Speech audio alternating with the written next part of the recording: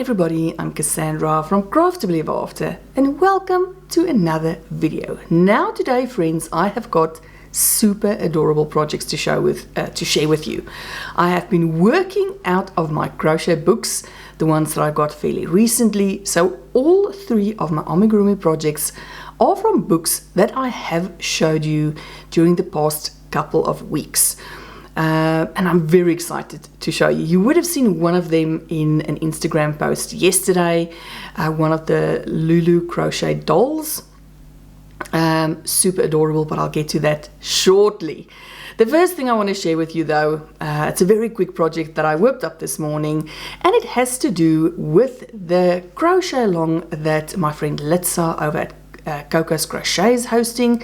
She has the 6 months crochet along that she's running, that every second week she draws a different type of project, something small like headbands, pot holders, beanies, bottle holders, water bottle holders. So every second week she draws a different item and we make it.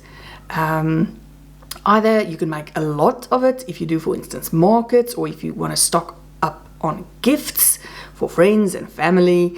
In my case, I like to participate in the crochet along because all of the projects are things that I wouldn't normally make. I am an amigurumi maker, so these projects are not amigurumi related, and I think this is what is fun. So it gets me sort of out of my regular routine of making toys, and I've really been enjoying taking part in this cal. So I will link Litsa's channel down below. Now last week, I think we're on project number 8. If I'm not mistaken, I think it's project number 8.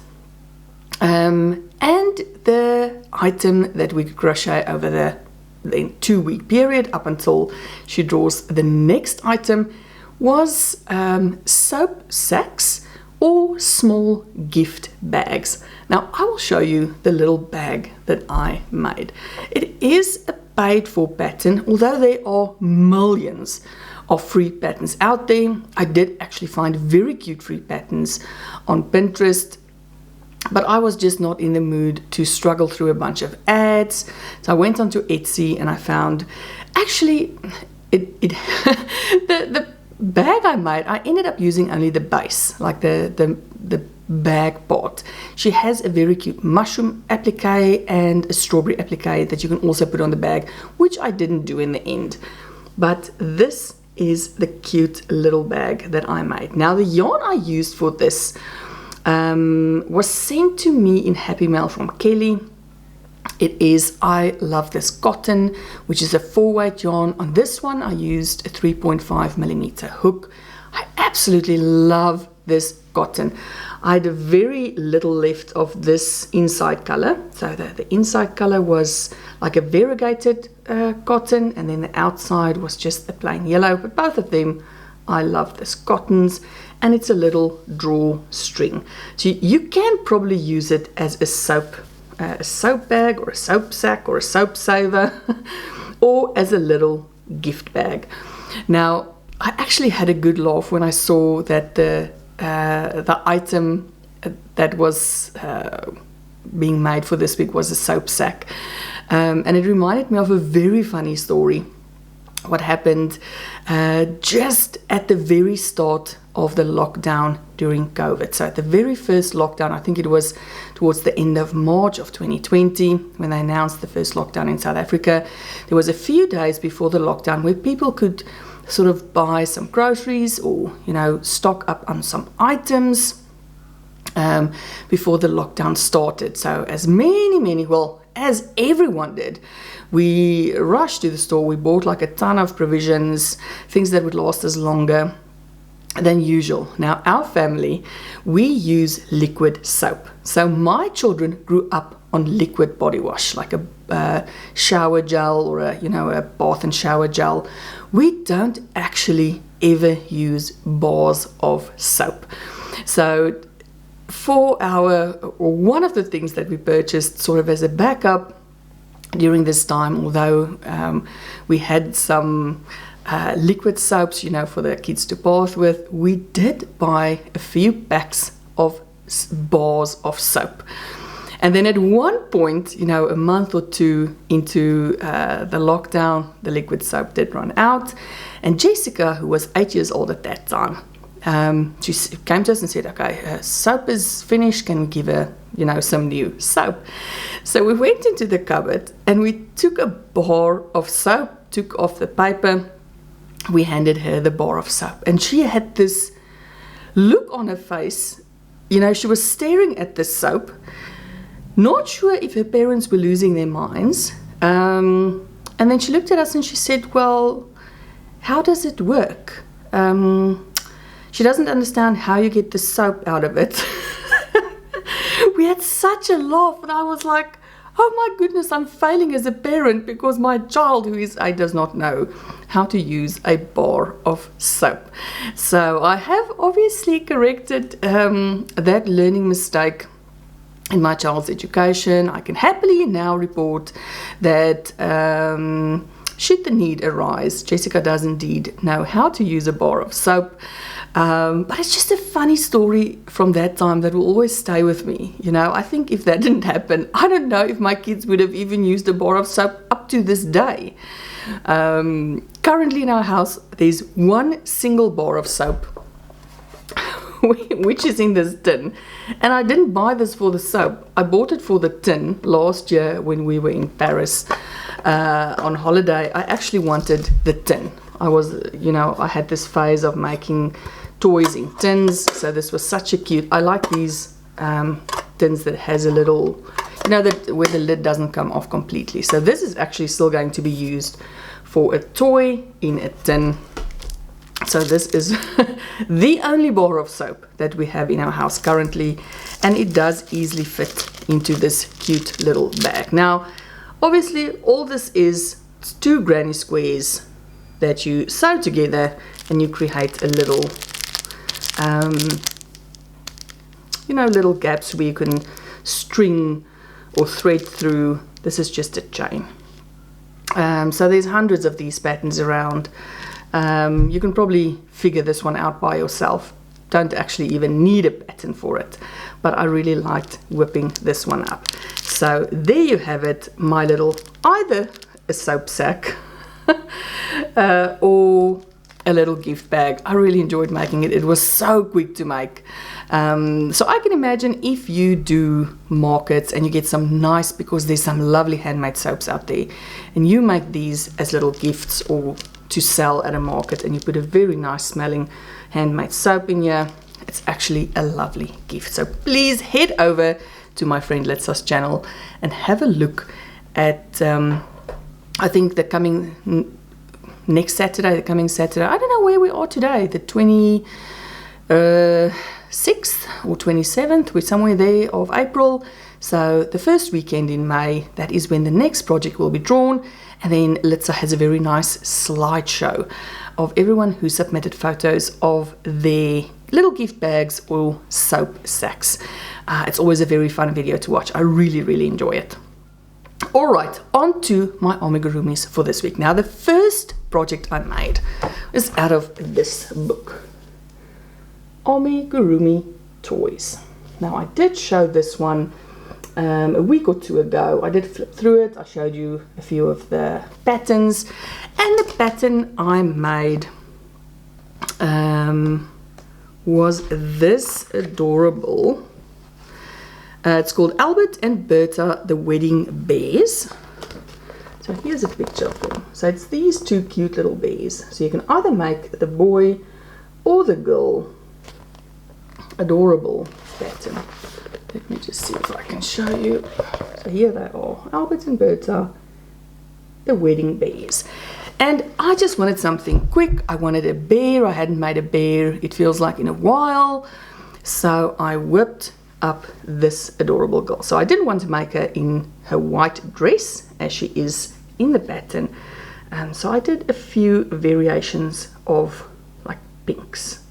And I really, really like how she turned out. She's not a massive bear. Obviously tiny body and a very big head. But she is quite fun. And I really enjoyed this little skirt, which is basically just a bunch of shell stitches. but she was quick and easy to whip up. I really enjoyed working this pattern. I think this book is in US, yes, it's in US terminology, US crochet terms. Very easy to follow. I really enjoyed it. This bear I made with Ricurumi DK, which is a DK weight yarn. Although it's fairly thin, it's very similar to my Rainbow Cotton 86, which is a sport weight yarn. But this was Ricurumi DK. I bought a box of those teeny tiny, I think they're like 25 gram little balls of yarn. But I have a whole pack in a multitude of colors. And I made her with Ricurumi DK and a 2.5 millimeter hook. Now in the pattern, she does not have anything around her neck, but I thought she looked a little, a little bare. She was screaming for something. I didn't want to ruin the dress by making a scarf, which is my usual thing I put on toys. But I thought this cute little ribbon just rounded off her outfit very nicely. Really enjoyed making this little bear. So definitely this is a very fun book. Lots of cute patterns, easy to follow patterns, beautifully written, a lot of instructions. And it is in US terms. Now, the next thing I did, you guys, and this is my favorite make of the week, and that is the doll that I made from this book, Lulu's Crochet Dolls by Lulu Compotine. Beautiful book. It is in UK terms. Now, you guys, let me tell you, for years I avoided patterns written in UK terms like the plague. I didn't feel like I had the energy to keep on converting single crochet, double crochet. For some reason I had this block in my mind that it would be very difficult to follow a pattern in UK terms. But since sort of the end of last year, I started using more UK term patterns, and it was not the issue that I thought it was going to be. Like, our brains are actually amazing. And after a while, I don't even see the DC, the double crochet, anymore.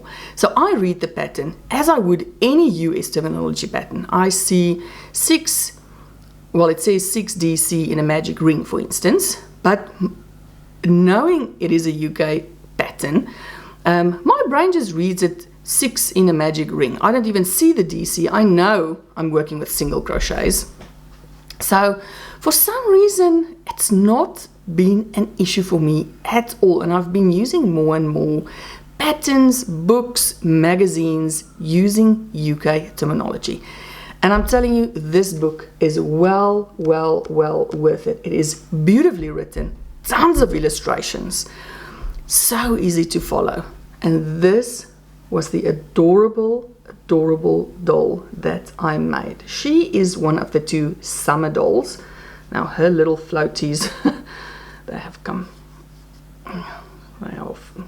moved down a bit because she was stuffed in my handbag yesterday. Let me just show her first, and then I will tell you my story of being in the city and taking photos of her. So cute. Now this is probably the easiest of the patterns in the book. You do get some accessories which I didn't make. I think she has a little rubber ducky that you can crochet, as well as a bag. But adorable. I mean, look at these cute little flowers on they call this the swimming cap, although it looks like her hair to me. But they call this one the swimming cap. So on the swimming cap, these adorable little flowers. You get these super cute little pool floaties, so easy to make. She has her little bathing costume on. Now in the pattern, I think they do little dots on it, sort of like a French knot, but I decided to pass on that. Also my straps, I did make a little different. The straps in the book just goes, from here across each shoulder, whereas I just did connected one chain here in the middle, and I crossed it in the back. So it's a little different of a halter, almost like a type of a halter. I don't know what you would call it, but like a halter strap. Super, super cute doll pattern. Now yesterday we went into the city. It was a beautiful day, very, very sunny, but the wind was incredible. It was such incredibly strong winds, and I'll pop a photo on the screen where I took a photo of the doll. We have these beautiful water channels or canals, you know, around the city that connects to the ocean. It's absolutely beautiful.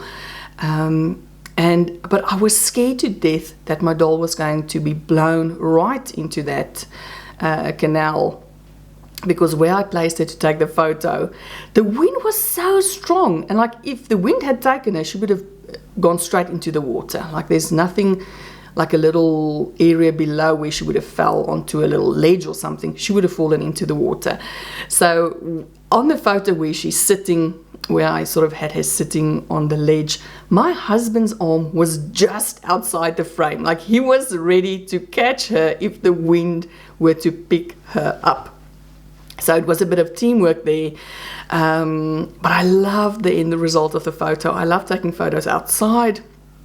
It was extremely busy, so I was a little self-conscious taking the photo. There were like, it felt like millions of people around, you know, because the sun doesn't often shine in Denmark. The weather here is terrible. So when the sun shines, every single person is outside.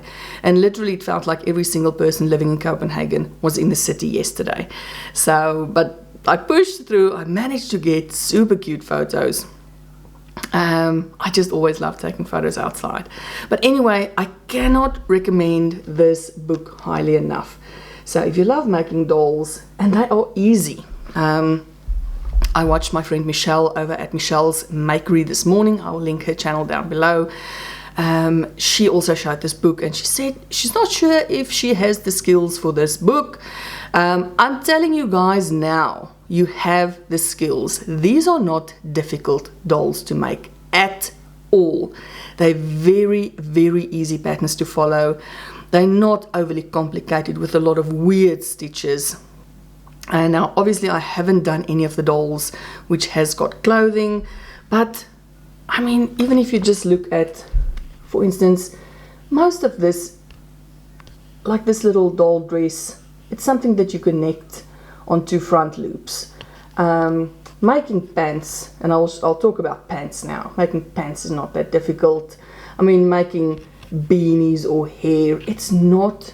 These patterns, I'm telling you now, you will be able to make it. If you doubt yourself at all, let me tell you now, you will be able to do it.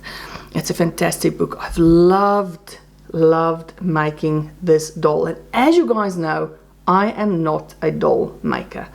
I prefer making animals, but these ones, so cute, so easy. This one did not take me long at all to do. So I'm definitely going to do another one of these dolls. Now the last book I worked out of, and I have made a pattern from this one before, which is The Wonderful World of Amigurumi, and this has to do with our mushroom cat, the Mix and Match Challenge 2024 that's currently going on. You guys, I've received 15 entries for the mushroom cat so far. You guys are fantastic. You are doing a brilliant job. My mind is blown every time I open an email and see another mushroom cat coming in. I'm at this point on a bit of a struggle bus with the mushroom hat part. But let me tell you about the pattern that I made. It shouldn't come as any surprise if you watched the last few weeks. I mentioned that I was going to use, now where is it? I wanted to use the cat pattern in this book, combine it with the mushroom. There's a pattern of a mushroom. Let me just get it. So this is the mushroom cap part that I wanted to use. And then I said I wanted to make this cat. Now, I did make the cat and I did make the overalls. Now these are wonderful patterns as well, easy to follow. And I did make the cat plus the overall. But, okay, let me show you the project first and I'll explain my problem. So this is the cat. And I mean, look how cute. I really liked the body shape of this cat a lot. My problem came in with the head.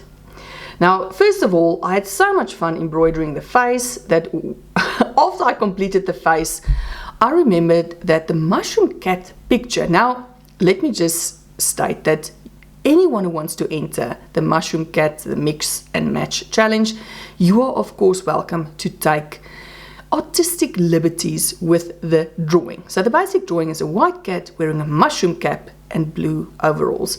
Please feel free to tweak it here and there if you want.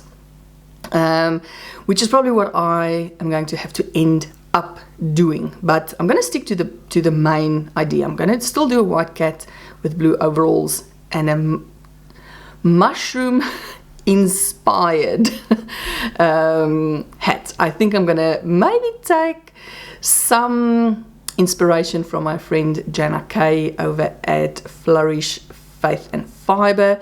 She in her latest video showed her completed cat. It's beautiful and I love the cap that she used, but I haven't decided on the cap yet. But my problem with this cat is his head is not round, so I cannot use a round mushroom cap pattern. His head is almost square. Now it doesn't look square in the pattern, and I know I did the pattern correctly, but it starts with a chain and then you work around the chain.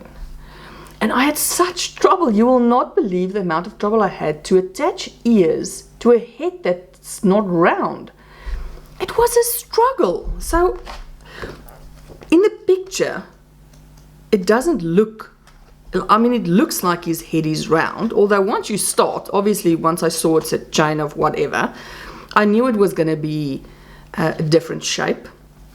But if you look at this picture, it looks like his head is round, but it's not round. And this is where my problem came in. So I thought, okay, I still love how he turned out. I love his little face. I love these overalls. Now these overalls does not have a pattern, but it is super simple to make pants.